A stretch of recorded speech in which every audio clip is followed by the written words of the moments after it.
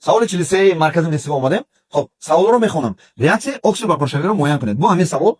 خب اول وارد نگاه میکنیم ناتری پلوس یک ناتری پلوس یک خلور پلوس یک خلور پلوس یک یکم که تغییر نیافت جواب نادرست است چون که ریاکسیون اکسید برپاشوی و در جای اکسید الیمنت ها تغییر یابد باید. خب به وارد نگاه میکنیم خب کالی پلوس یک پلوس یک خب یه بار اهمیت میدیم خلور با خلور پلوس 5 است خلور مینوس یک شد خلور پلوس 5 خلور پلوس 7 شد اهمیت میدیم هم خلور این معنی اینجا با уже так اکسید کننده است خلور بود شد از خورد با کلونم رفتوست از کلون با خوردم رفتوست این هم در اینجا اکسید کننده است در اینجا باشد چیز است برقرار کننده است. خب این ریاکسیون رو یکی از نمودهای ریاکسیون اکسید برپاشوی حساب میده در ریاکسیون دیسپروپورسیونی یعنی دیسموتاسیونی میگن.